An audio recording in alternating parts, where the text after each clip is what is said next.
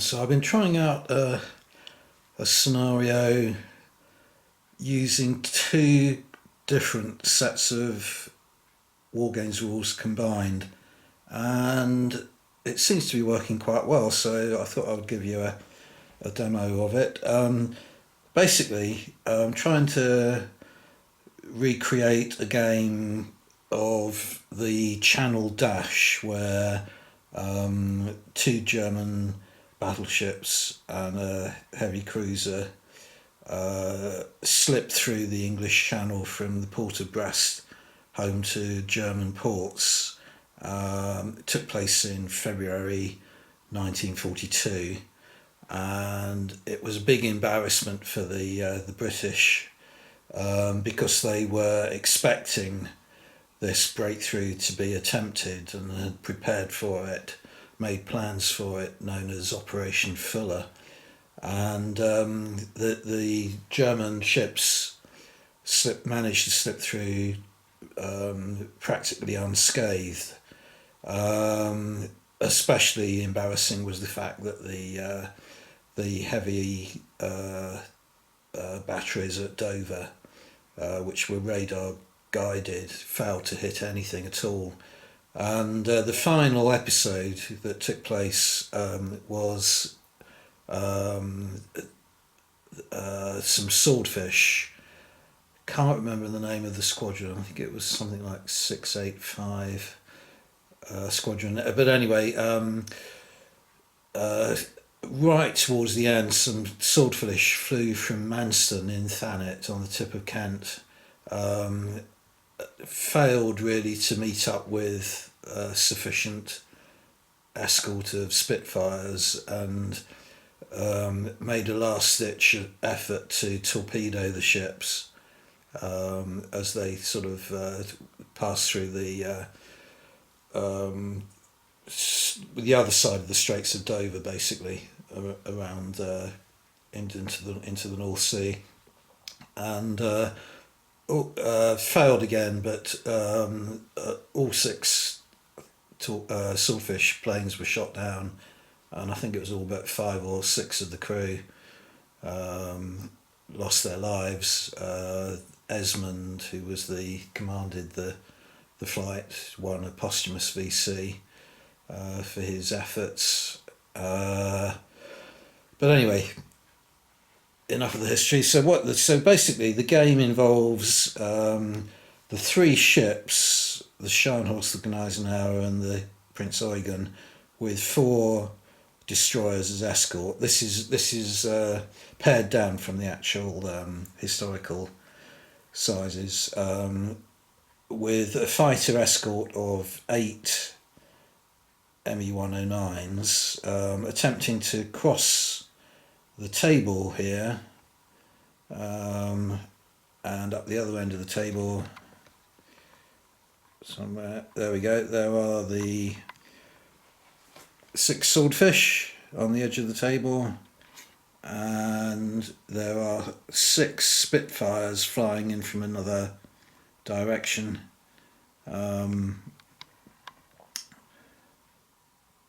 Who are their escort. So the models that I'm going to be using, I'm using these topside minis from America.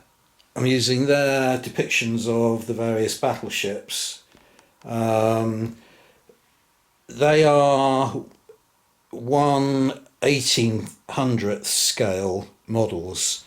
The planes are all 1/300th scale models. Doesn't really matter at all, because the perspective of the planes are obviously at higher altitude than the ships, so visually doesn't matter at all that they're totally different scale. The rules I'm going to be using for the planes is going to be Lacquered Coffins. For the ships, I'm going to be using Seekrieg 5, so 2 of my favourite sets of rules.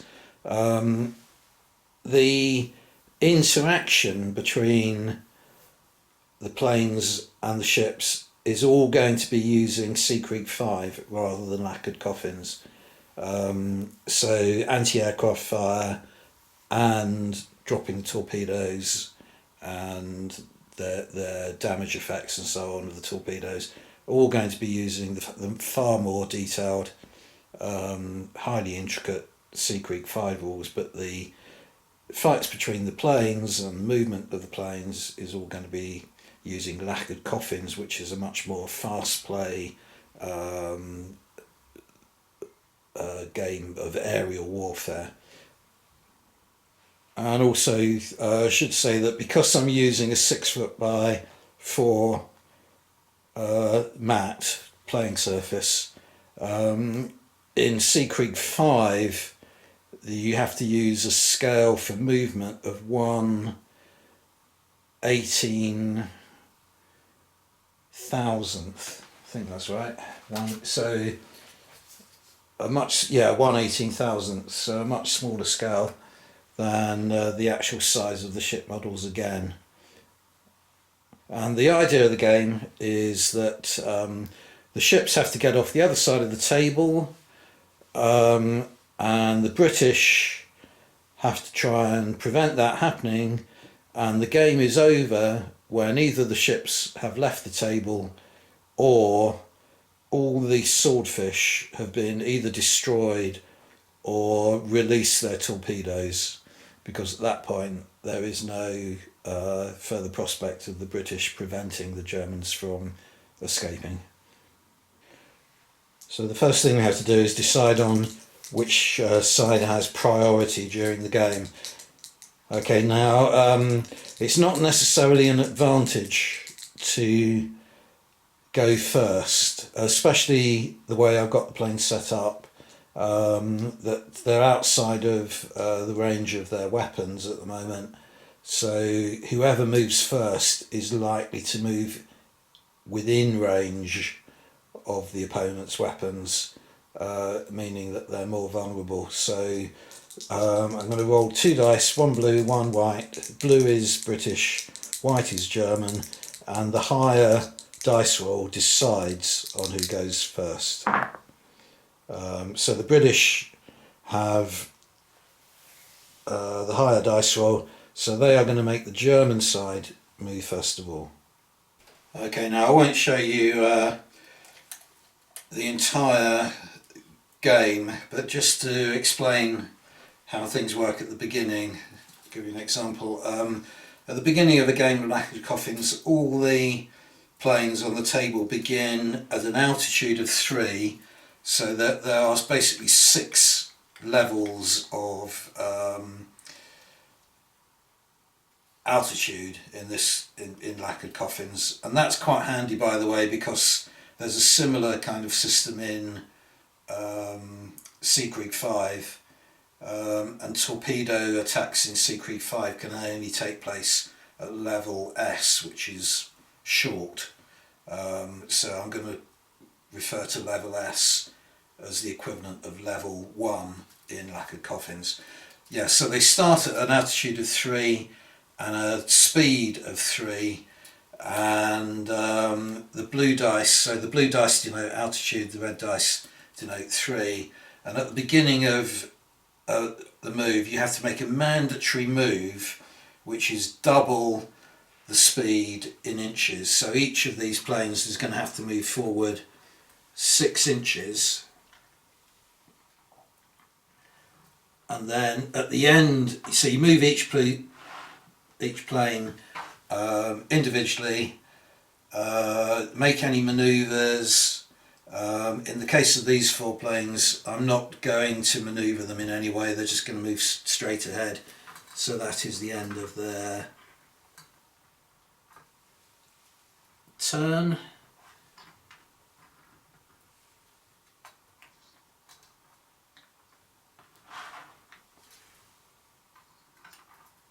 And as I say, their guns are well out of range.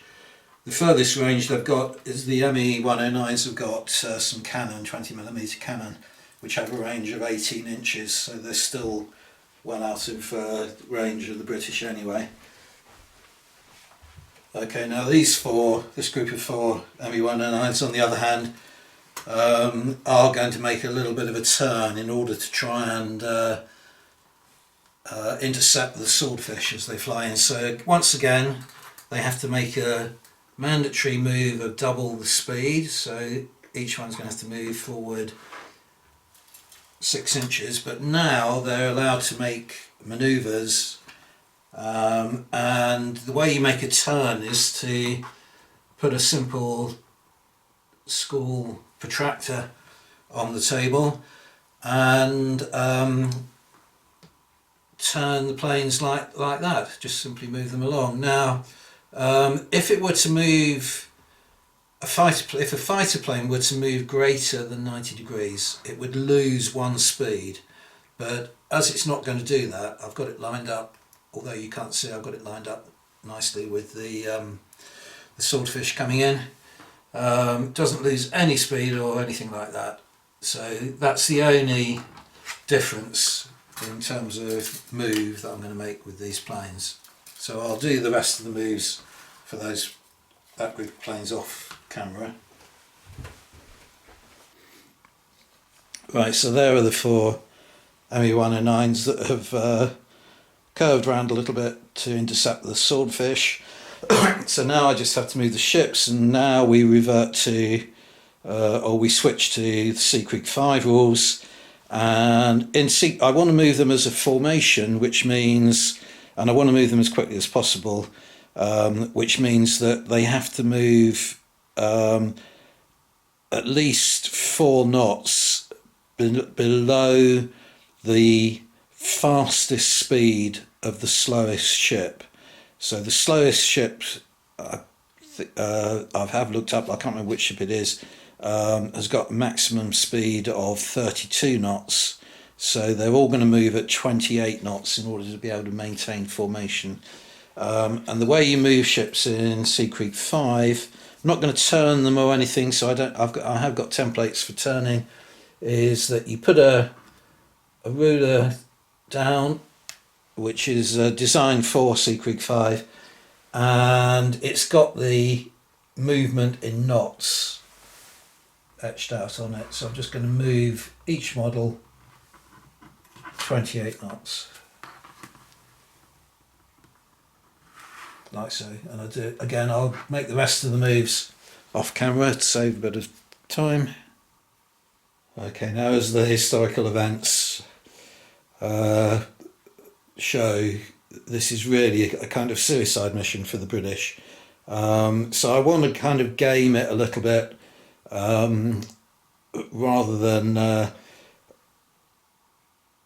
just throw the swordfish at the ships, because they just won't get past that fighter escort that's over the German ships. So I'm going to turn them to try and get them behind their Spitfire escort, which is over here, and try and get the Spitfires to shoot down as many of the ME-109s before the swordfish go in, which isn't, exactly how the historic events turned out. But I think there was something like 250 German planes escorting this the battleships going through the straits. So it's not a precise recreation of the actual historical battle anyway. So next, what I'm going to do is move all these Spitfires forward. Okay, and all the Spitfires move forward, as you might be able to see, because they flew straight and level. They are allowed to pick up 1 point of speed, so they're now all on speed 4. Thinking about it, I possibly could have done that with the ME-109s that flew straight and level, so I didn't, and I won't go back and adjust that. Right, so the swordfish they have to all move forward 6 inches because they're all on speed 3, but then they're going to curve around and try and get some protection from the fighter escort. Now the swordfish are much slower planes than the fighters. Speed 3 is actually their maximum speed, so they can't increase their speed any more than that without risking structural damage. And also when they turn, they lose a point of speed for every 60 degrees rather than every 90 degrees. So what I want them to do is go, that's just going over 60, so I want them to go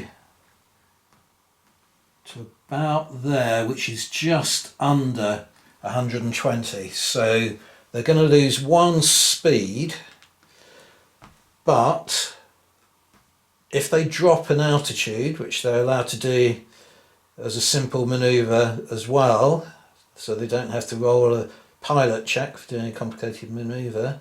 So if they drop down to an altitude of 2, it means they pick up a speed. So the speed that they lost for turning, they regain for dropping down to a lower altitude. So I'm going to do that with all of the 6 swordfish. And there are all 6 swordfish having turned away from the enemy fleet for the time being to try and get behind the Spitfires. But we are now back to the German turn. Now, looking here, it may well be possible for some of these ME-109s here to come in behind those swordfish and get a shot off at them, at least with their cannons. The range of their machine guns is 12 inches, so they may not quite get that far with their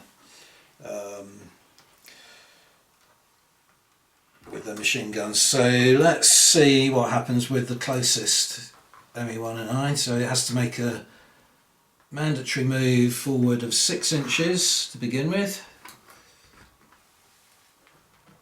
and then turn.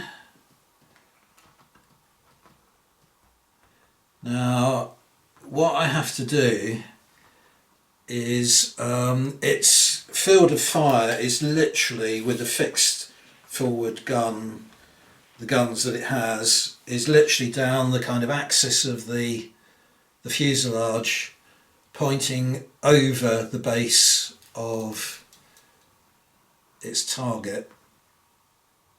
So I'm eyeing it up very roughly, but I think that that is a straight line leading to that swordfish there, and it hasn't gone beyond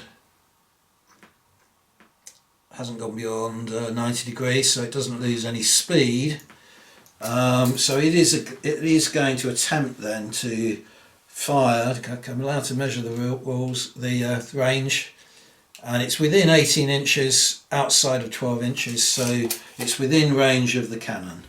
So we'll do a little bit of firing, see if it can bring down that swordfish. Now if you turn in any way to line up your guns with your target, then it's deemed to be a tougher task. So you have to make a pilot check to ensure you can do it, and you have to roll 2 dice and get over 6. And all the pilots in this game are starting off as being termed good pilots, which means they can add +1 to the dice roll. So 7 + 1 is 8, so he can fire his guns. Right, you roll 1 dice for each weapon, so there are 2 20mm cannon, and then you apply various factors. You take one off for every difference in speed. Both planes are flying at the speed of 3, so there is no speed difference. The swordfish could go evasive, but if it did that, it would be compelled to release its torpedo, and we don't want to do that, so there's not a difference for that. It is long range because it's over 12 inches. I think it's 12 inches for a machine gun.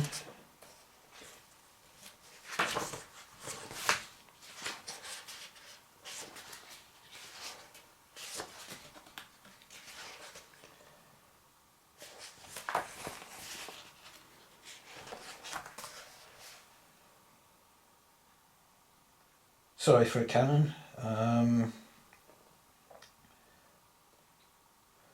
Yeah, beyond 12 inches, cannon are considered to be long range.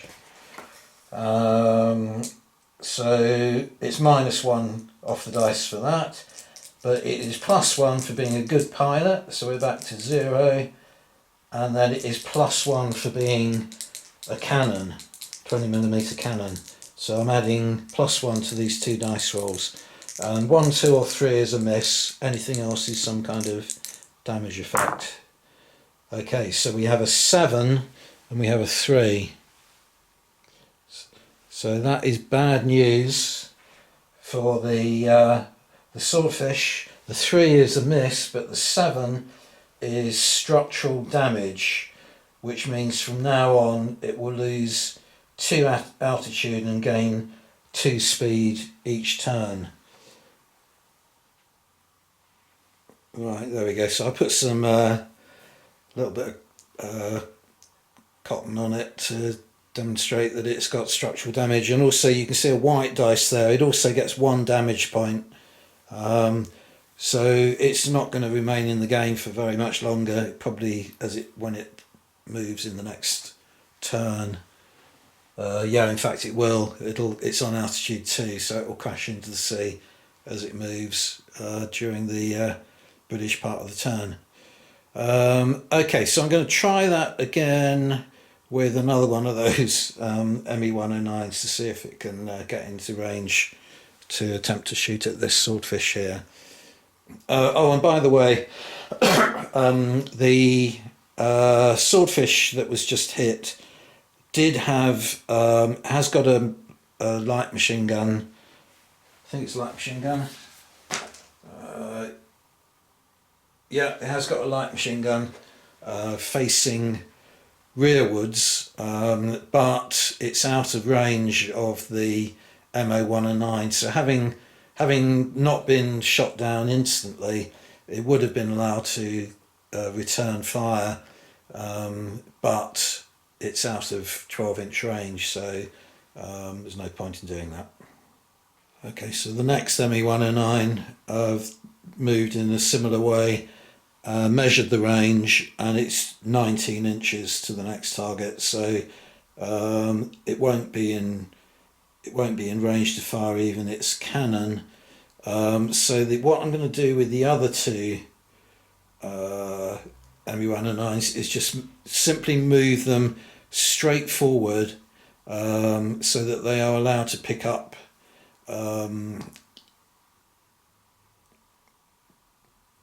what I'm going to do is move them straight forward and turn them slightly, and then drop them down 1 altitude to altitude 2, allowing them to pick up 1 factor of speed.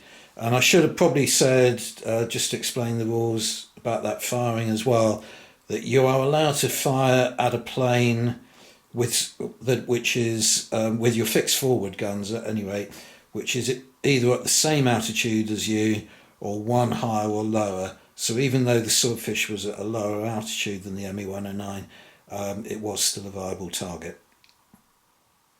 Right, so there are the other 2 ME-109s. They have both dropped down to altitude 2, but you may be able to see that blue micro dice there looks as though it says 3, That's actually an imperfection on the dice. It does actually say to. Nothing I can do about that, and they both picked up 1 speed for having dropped altitude. Right, now the other 4 ME109s here, I may have made a mistake, apologies, on that previous bit of shooting, that the cannon's range is 16 inches, not 18, so that unfortunate swordfish may have just been out of range. But I'm not going to go back and correct that now. So when these move forward, they will still not be within range of the Spitfires approaching them head on. So what I'm going to do is peel off one of these ME109s, this one here, and turn it to see if it can get a shot on, say, that one there, that swordfish there. And leave the other 3 to deal with the oncoming 6 Spitfires. I mean, this is the point of the game, really. It's to protect the ships, and the threat to the ships is the swordfish. Yep. So it has moved up, turned, curved around, and is now lined up with that target there. And it is just within 16 inches, so it can fire at long range its 2 cannon. So first of all, it has to perform a pilot check to make sure it can do that. So same again, good pilot can add +1 to the dice roll. So it's rolled 10, so it can fire.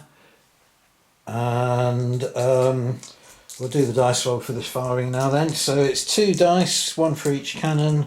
There is no difference in speed. The target isn't going to go evasive. It is long range, so that's -1. Good pilot brings it back up to 0. And firing cannon adds +1 to the dice roll. So we've rolled the same again. That goes up to 3, which is a miss. That goes up to 7, which is structural damage once again. And again, it's out of range of the defensive fire of the swordfish.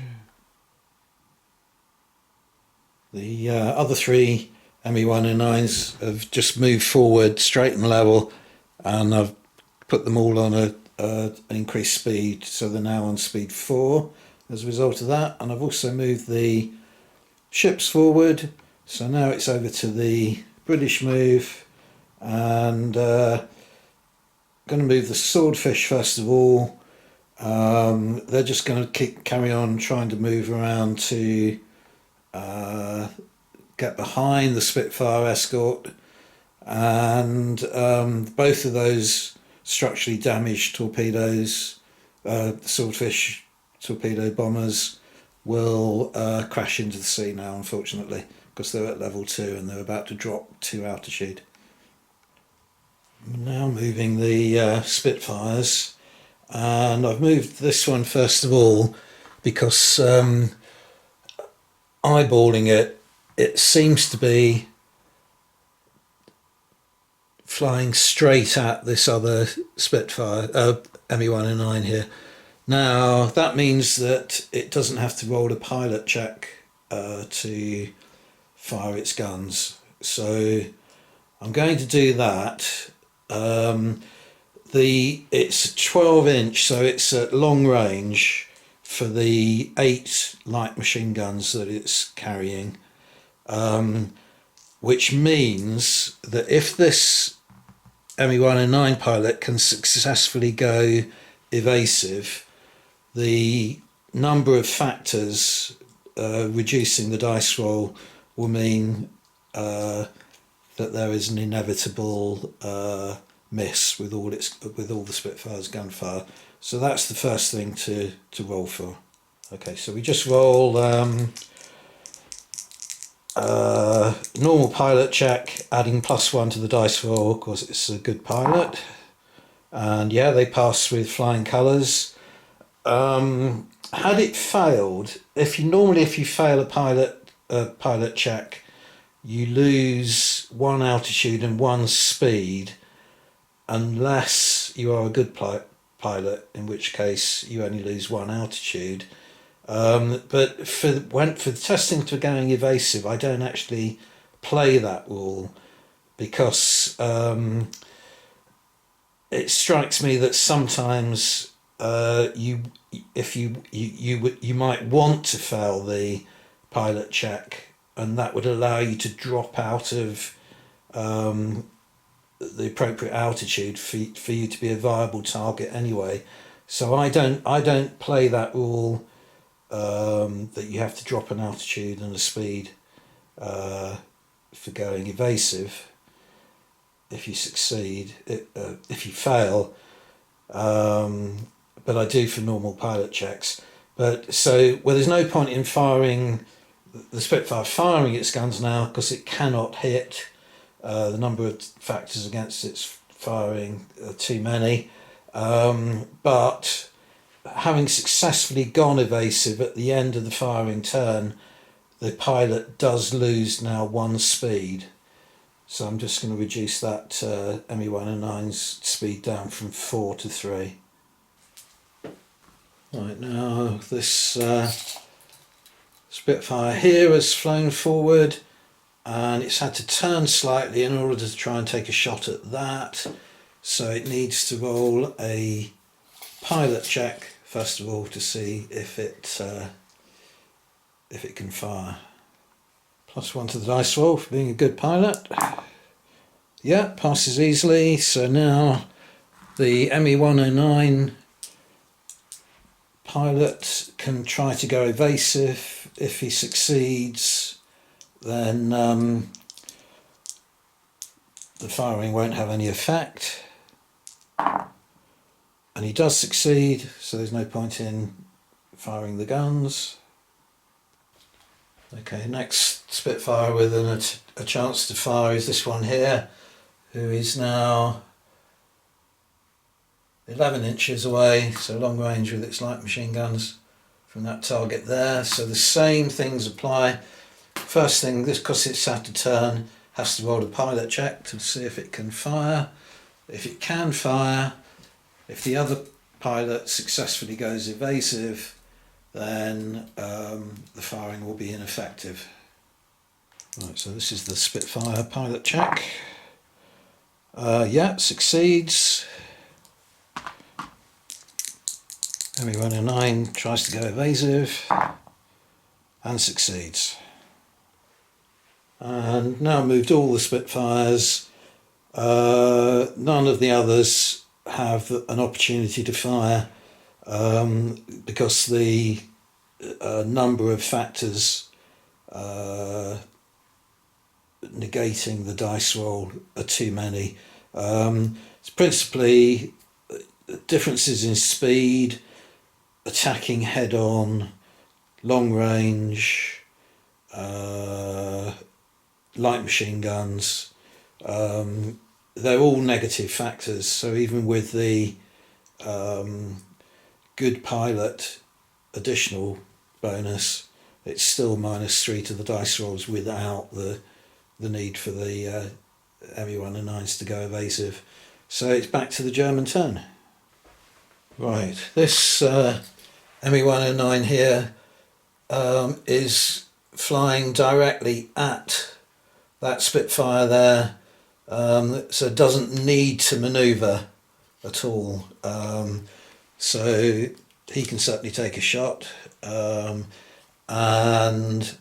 the Spitfire pilot will certainly have to attempt to go evasive in order to reduce the effect of the gunfire.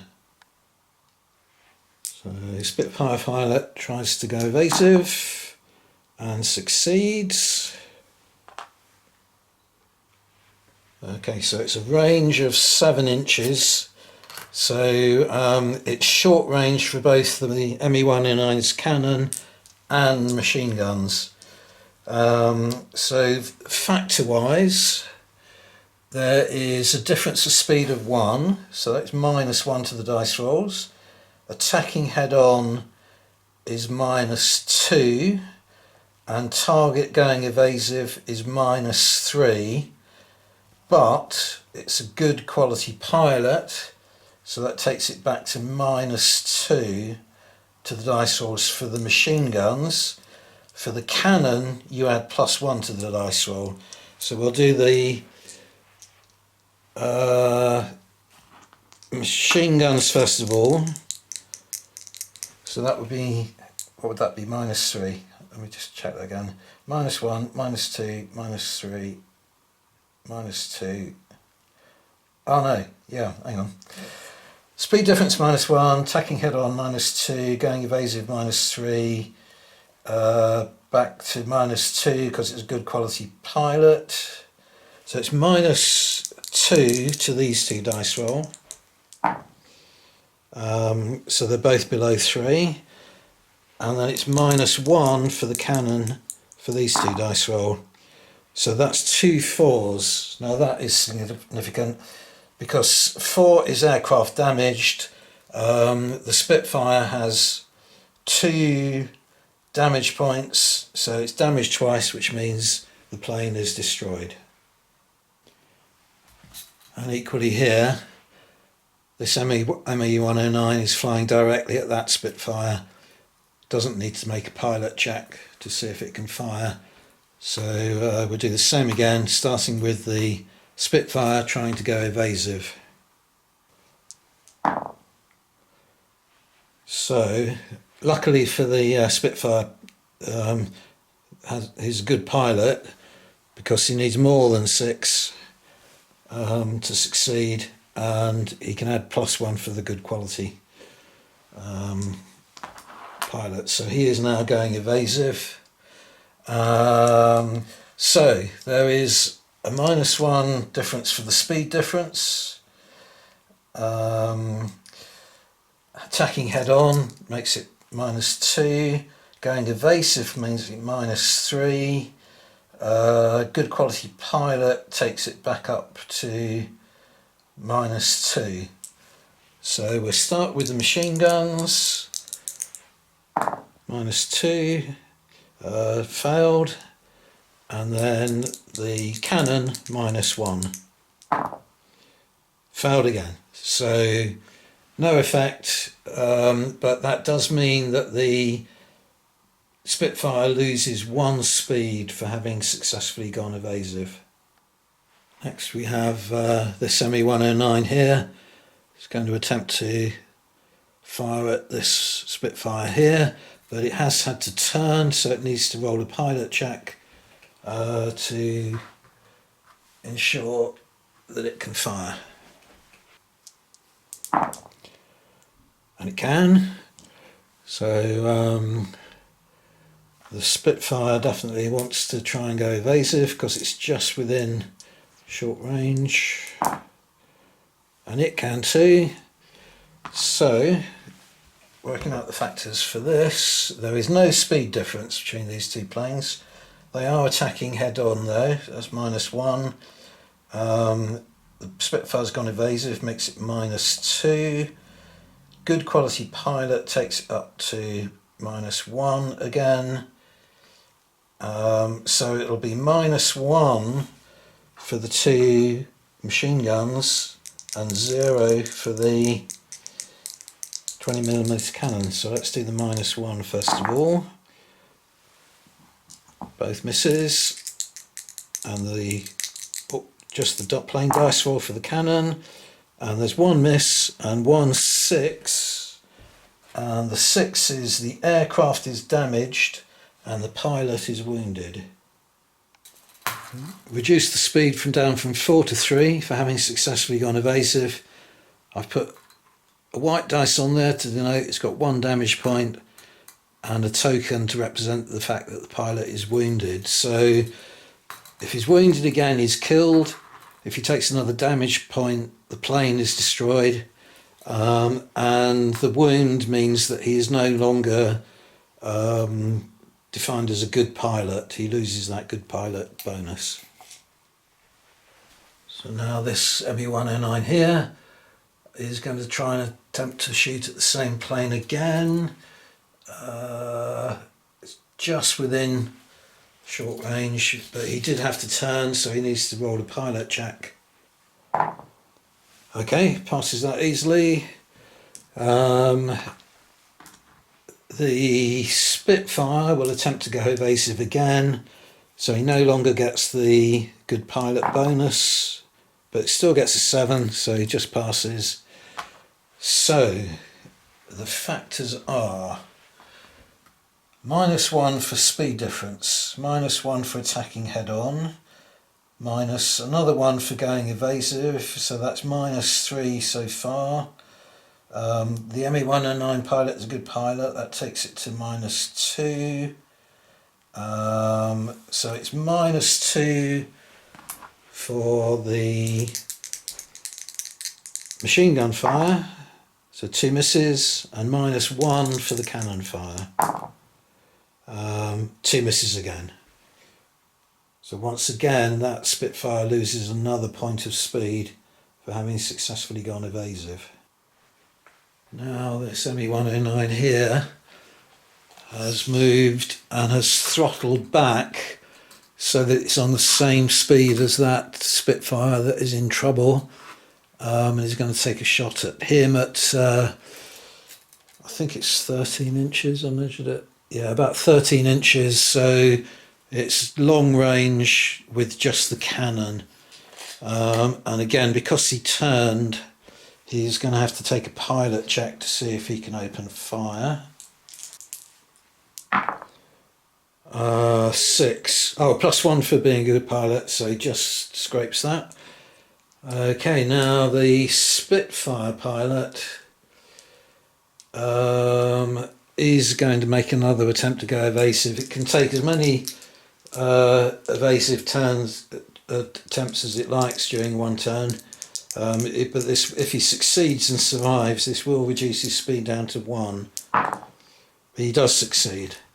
Okay, so the factors are -1, because it is still deemed to be a head-on attack, because the ME109 is coming in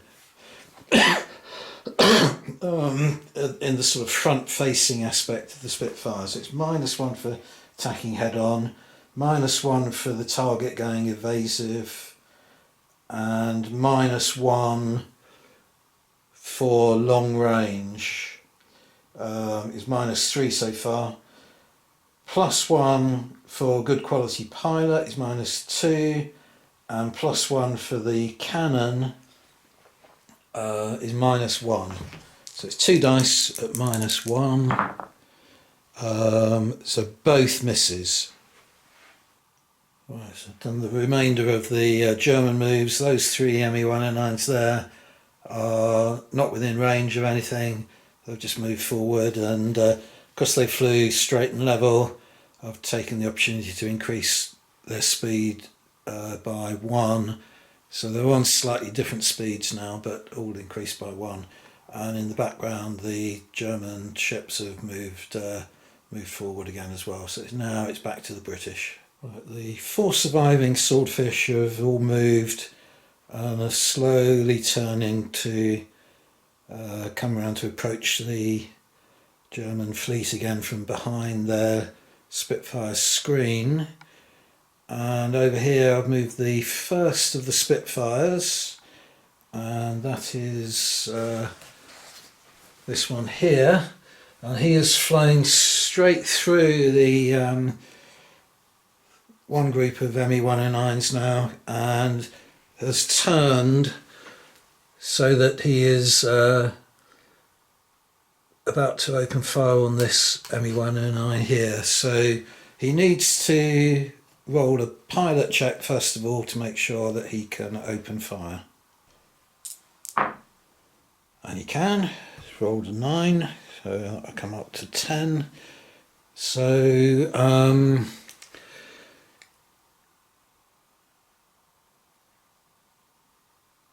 yeah, I think the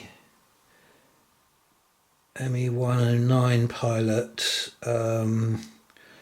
debating whether he needs to go, I think he does need to go evasive. If he goes evasive successfully, his speed is going to drop nobody fails. And this is the one time, as I say, that he's failed a pilot check, but I don't apply any penalties for that. I won't go into it too much, but I think it actually, if he does drop his speed and altitude, or his altitude at least, it does it can benefit him rather than be an obstacle to him. So I'm not going to apply any penalties for failing that check. So now the Spitfire pilot has 8 light machine guns, 4 in each wing. So I've got 1, 2, 3, 4. I've got 8 dice here. The factors are -1 for a speed difference and -1 for attacking head-on. So that's -2 so far. Back up to -1 because it's a good quality pilot, and another -1, so back down to -2 because he's firing light machine guns. So it's 8 dice at -2. So we're looking for 6s to have any chance of success, and there are none, so no hits. Now this Spitfire pilot here has just done an ace bit of flying. He flew underneath this plane here, turned more than 90 degrees, so lost a bit of speed, gained speed for flying under, losing altitude, losing it again for turning 90 degrees. And then the Spitfires are nimble aircraft, so they can, once they've turned more than 90 degrees, they can pivot on the spot in the same direction as they turned. So he is actually now lined up firing at this ME-109 here. So he does need to roll a pilot check to make sure that he can fire, but if he can, he's on the tail of that ME-109 now. Pilot check first of all then. Yeah, succeeds. So the ME-109 pilot, I think, will be wise to try and go evasive, and fails. Because even with a good quality, it only takes him up to 6, which is a fail. Okay, so the factors are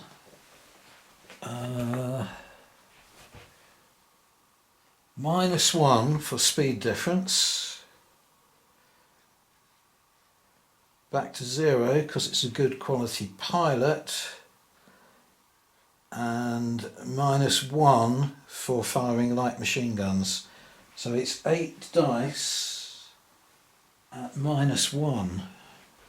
So we need 5s and 6s. And we've got a few. Let's take the rest out. So that effectively goes down to 5, and the other one goes down to 4.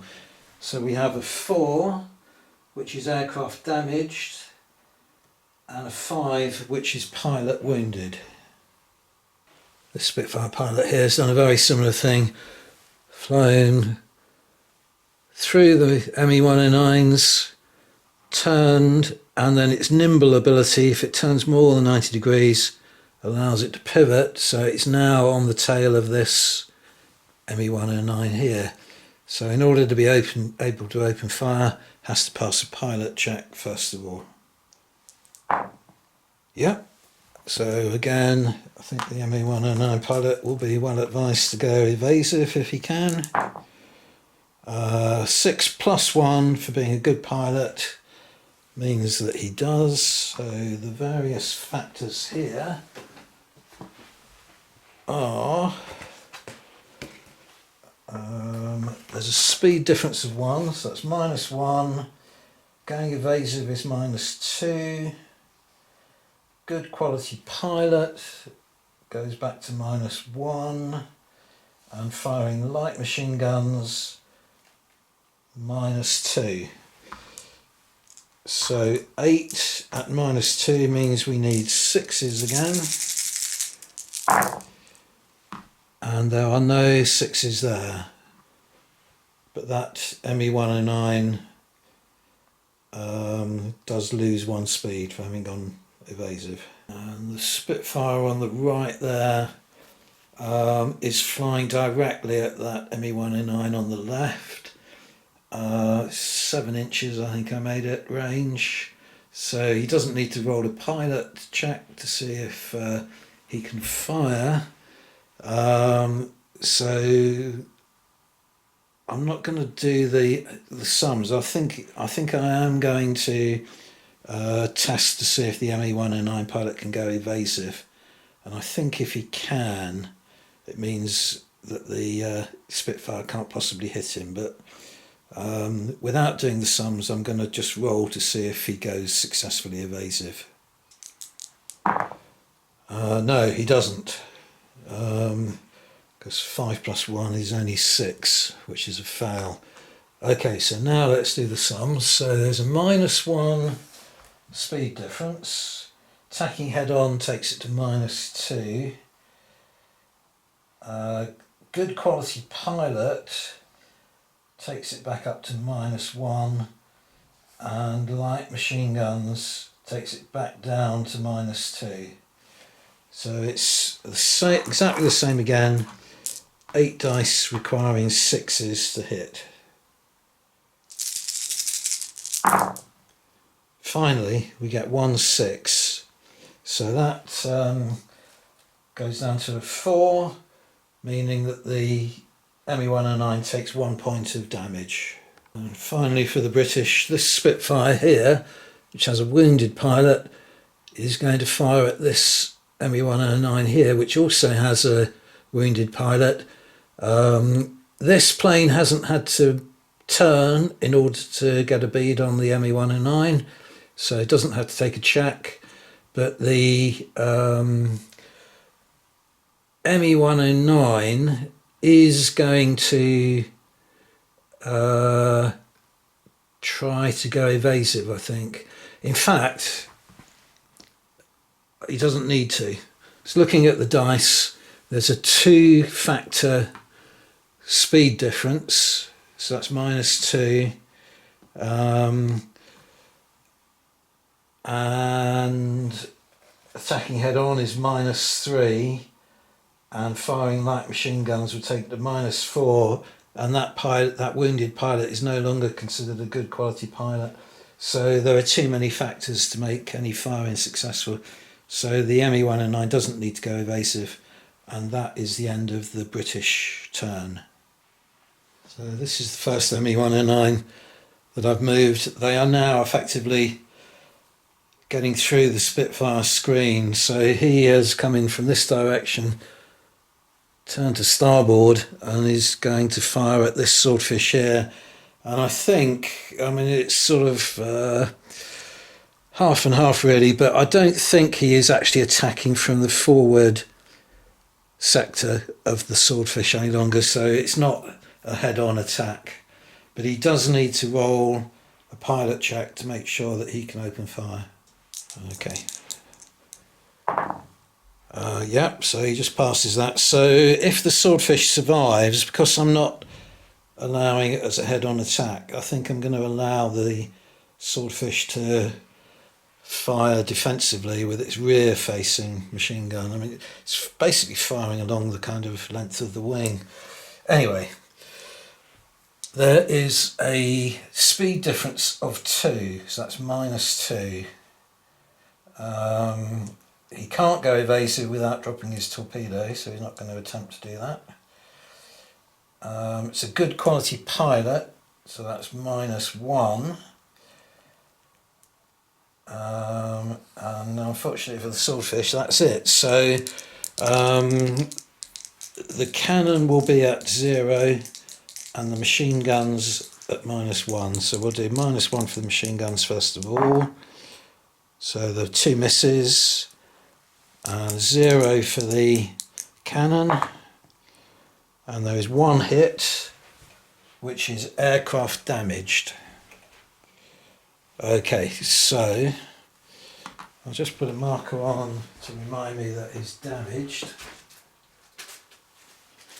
And now he can have some defensive fire.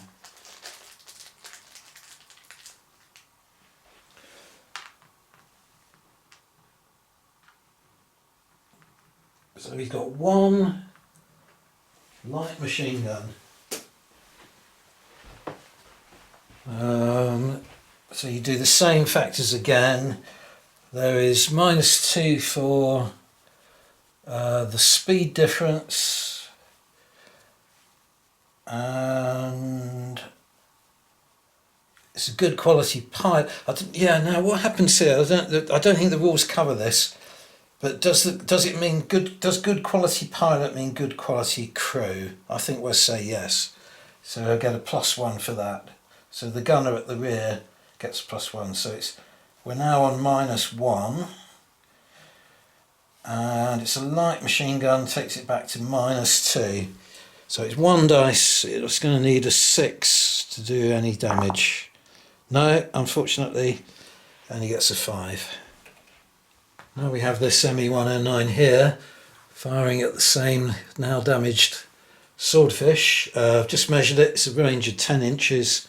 So it's long range for the machine guns, but short range for the cannon, or not long range. Again, have to take a pilot check because the ME-109 turned to fire. Passes. So this time both planes are flying at the same speed. So there's no speed difference, but we are attacking head on now. That's -1.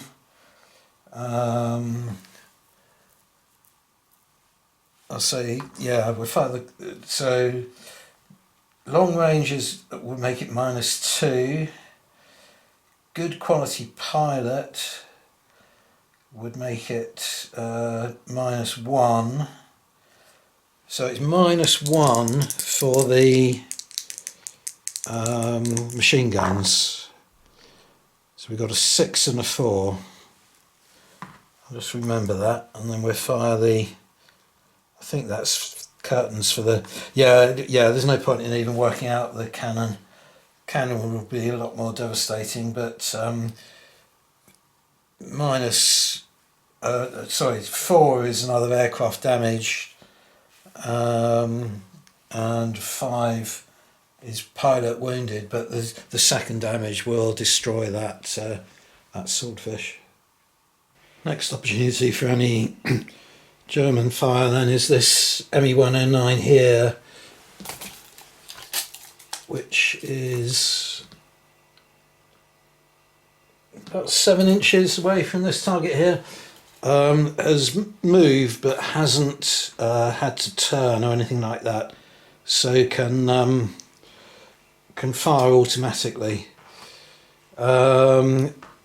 So I think we will attempt for the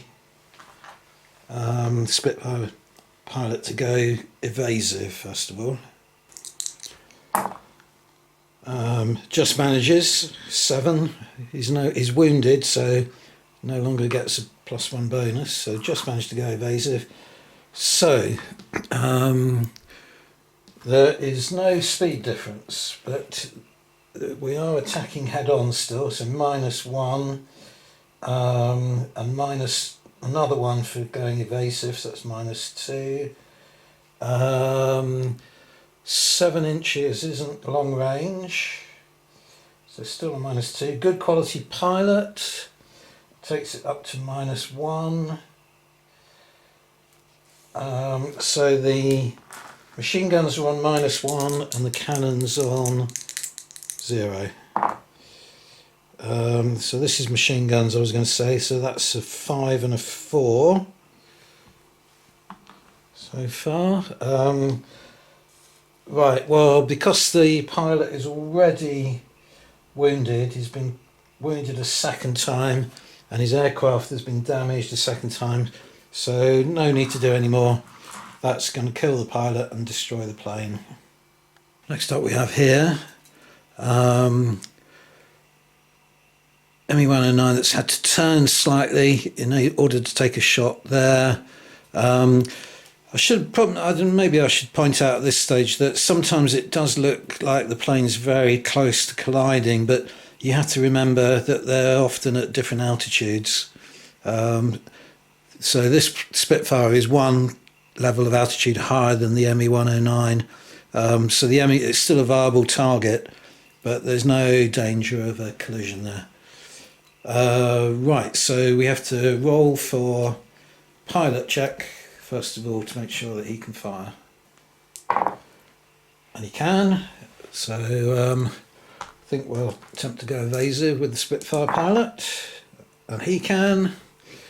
So we have the ME-109 pilot had throttled down, so he's now one speed difference with the Spitfire, so that's -1, minus another one for tacking head on, so -2, and -3 for going evasive, but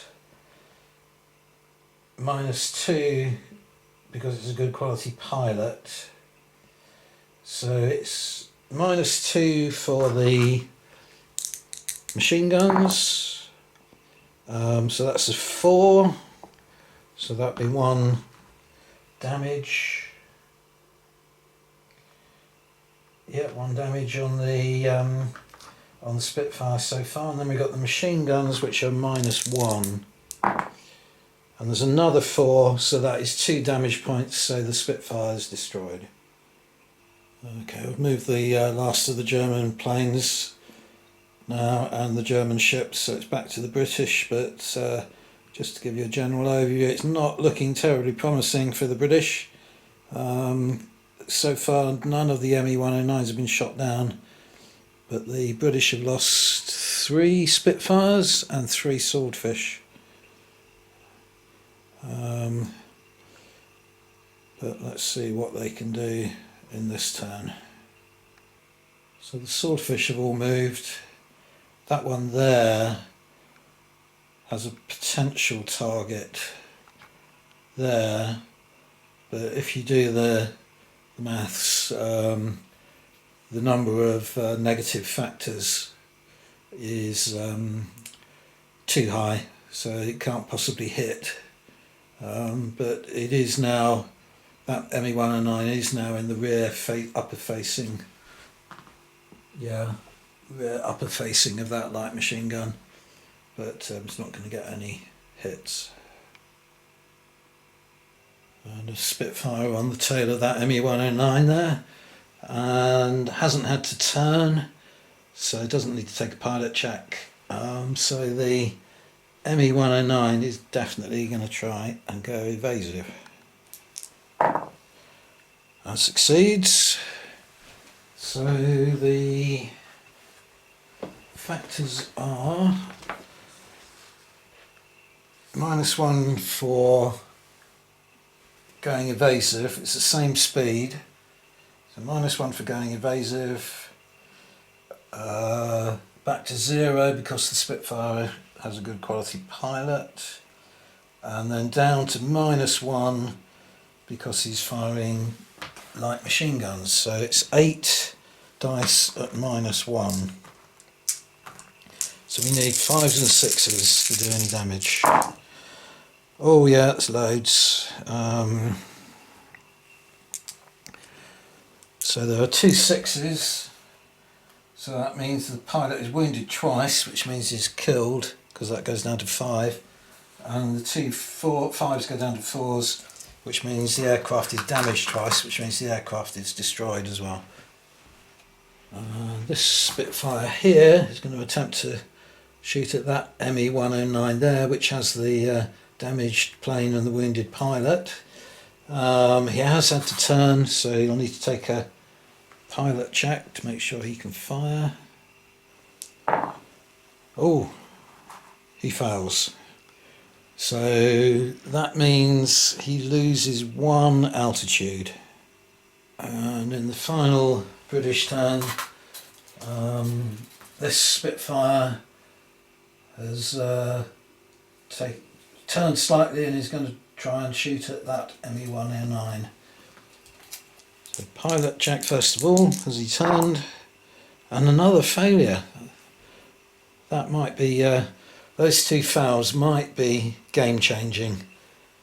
But we'll see. I'm hoping that the swordfish do get through in order to show you how the Seekrieg 5 rules work for torpedo attacks and so on. But anyway, back to the Germans. So here we have an ME-109 close behind the swordfish, its target. It has had to turn to make this attack, so need to do a pilot check first of all. Yeah, passes. Swordfish can't go evasive without dropping its torpedo.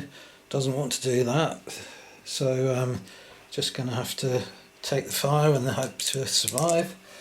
So there is a speed difference of 1, so that's -1. It's a good quality pilot in the ME-109, so it goes back to 0, and therefore it is straight rolls for the machine guns and +1 for the cannon. So let's do the straight rolls first of all. There's a 6 there. Aircraft damaged and pilot wounded. Keep a note of that, as that's not enough to finish the plane off. And then +1 to these. No, both misses. So pilot wounded and aircraft damaged. Also, nearly forgot, because the swordfish survived, it can return fire with its light machine gun at the rear, so it's -1 for speed difference. The pilot is now wounded though, so he's no longer a good pilot. So we stay on -1, and the light machine gun takes it to -2. So the Spitfire isn't going to, the ME-109 won't try and go evasive to make the game a little bit more interesting. -2 then, so we need 6s, or A6, no, foul. And then here we've got another ME-109 chasing another swordfish, 6-inch range. Again, the pilot has to take a check in order to see if he can open fire. No, he fails. Luckily for the swordfish. Another attack here on the same plane. Again, pilot check necessary. Sorry, not sure if I was recording then, but an ME-109 has just failed its pilot check, so isn't able to open fire on the swordfish. But I've just realised that I was forgetting to penalise the planes for failing their pilot checks, so I'm just going to go back and amend that, adjust that. Right, so this is a good pilot, so he just loses 1 altitude.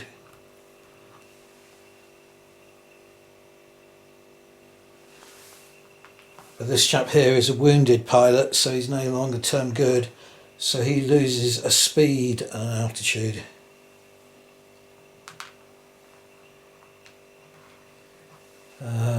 So they're getting not perilously close, but they're getting very quite low altitudes now, those planes. Okay, so another ME-109 trying to shoot at that Spitfire. Again, he had to turn, so he needs to take a pilot check. He passes because he's still a good pilot, so he gets a total of 7. So the Spitfire will attempt to go evasive, succeeds. So there is no difference in speed, attacking head on though, so that's -1. Going evasive is -2. Good quality pilot takes it back up to -1. So the machine guns are on -1 and the cannon's on 0. So these are the -1s to begin with. So that's a 4. So that'll be aircraft damaged. And then 0s, another 4. So 2 damage means the plane is destroyed. Another ME-109 there, homing in on this swordfish. It's 11 inches, so long range for the machine guns, but not for the cannon. But he has had to turn, so again another pilot check necessary. Yeah, passes the pilot check. So we'll start with the machine guns. There's a massive speed difference of 3. So that's going to scupper any chance, I think. Hang on. -3, long range -4, good quality pilot takes it back up to -3, and long range. So did I say that? Anyway, it's not going to hit with the machine guns. Let's try the cannon. So -3 for the speed difference.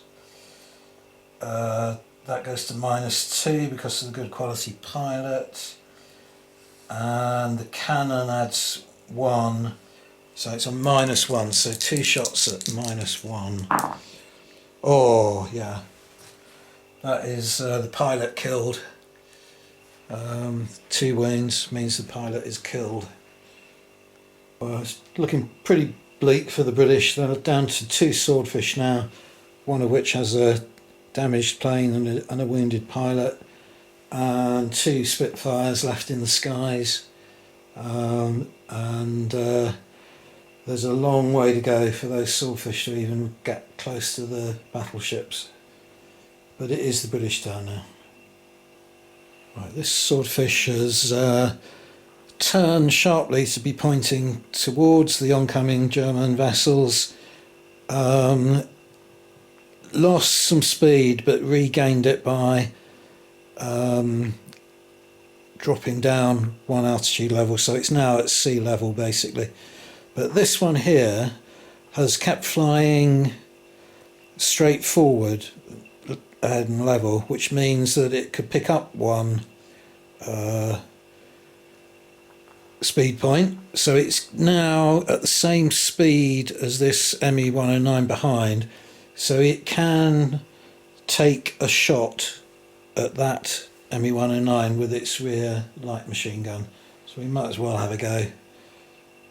Okay, so the ME-109 isn't going to bother with trying to go evasive. So it's plus, oh no, it's a wounded pilot, so I'm counting the whole crew as being no longer good quality. So it's just -1 for the light machine gun, 1 dice, so we need a 5 or a 6. 5, yes, so that is 1 damage point on that pursuing ME-109.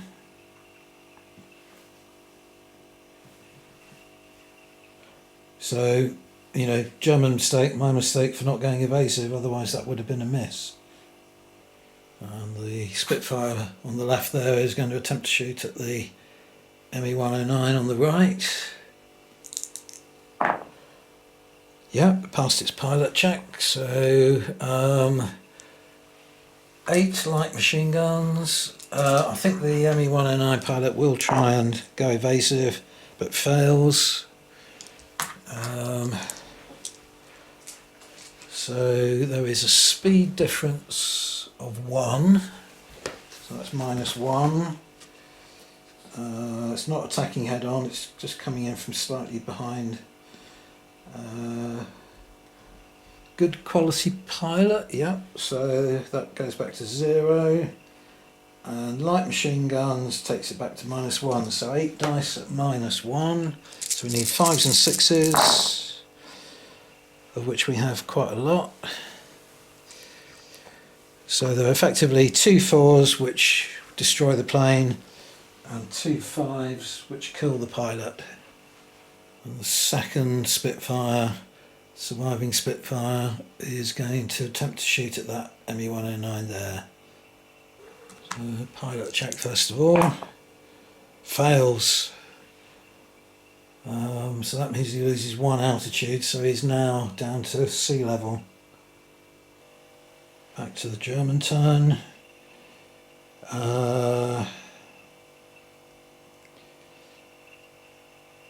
Just thinking about what to do here. This plane has just turned and dropped altitude in order to retain its speed, but I think it's going to actually throttle back as well in order to match the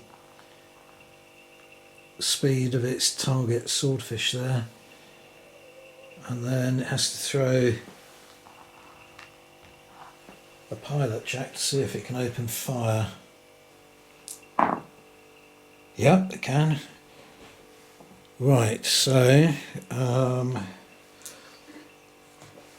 on the same speed. It's a good quality pilot, so that puts it up to +1. So its machine guns are on +1, and its machine guns are on 0, and its cannon on +1. So machine guns first of all. 5 is pilot wounded, and then +1 for the next. 2 more 5s, so pilot's killed. Got 1 swordfish left flying, and this ME-109 is going to take a shot at him now. So again, he had to turn, so he needs to roll a pilot check to make sure he can open fire. And he fails. He's wounded pilot, so he can't add +1. So that's a fail, so he must lose another altitude level. Okay, none of the other German planes can get a clear line of sight to the swordfish now. So moved all the planes and the ships, and it's back to the British turn. Okay, so the swordfish is turning now. The German ships are off that direction. So with his rear machine gunner, he's going to take a shot at this ME-109 to see if he can get another lucky shot in. The way I'm playing the rules is that he doesn't have to take a pilot check, because the rear gunner doesn't have to fly the plane as well as fire the gun. So it's not such a difficult task. Okay, so it's no speed difference.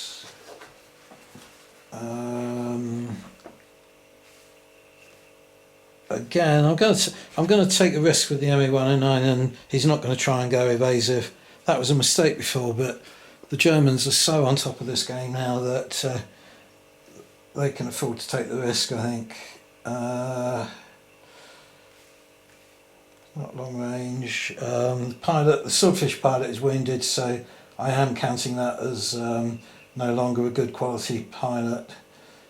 So there's still no deductions or anything, except that he's firing a light machine gun, so it'll be -1 to the roll. So we need a 5 or a 6, and we get a 4, so that goes down to 3 and misses. This Spitfire here is going to attempt to shoot at that plane there. Again, it had to turn, so it needs to take a pilot check. Passes. So the ME-109 will attempt to go evasive. Passes. So the factors are -1 for a speed difference, -1 for the target being evasive, so that's -2. Goes back up to -1 because it's a good quality pilot, and back down to -2 because he's firing light machine guns. So 8 dice at -1. So we need, oh hang on, -2, I think I said, didn't I? -1, -2, -1, yeah. So we need 6s. Oh, look at all those 5s. So no hits.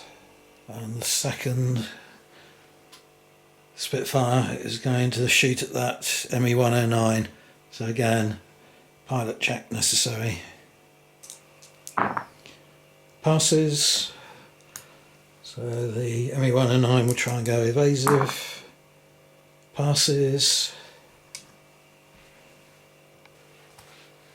So there's no speed difference.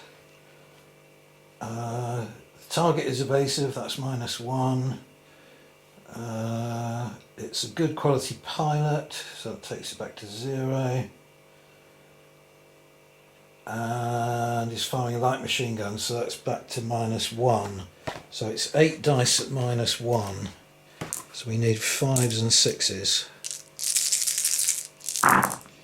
Oh yes, got a few there, so.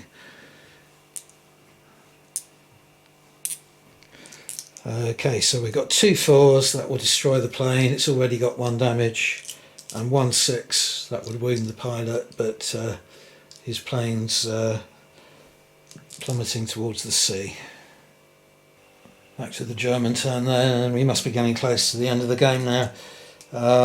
This ME-109 hasn't had to turn, doesn't need to take a pilot check to take a shot at the Swordfish.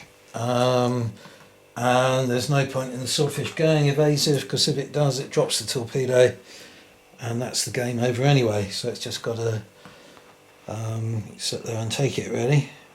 So if we start with the 2 machine guns, there's no speed difference.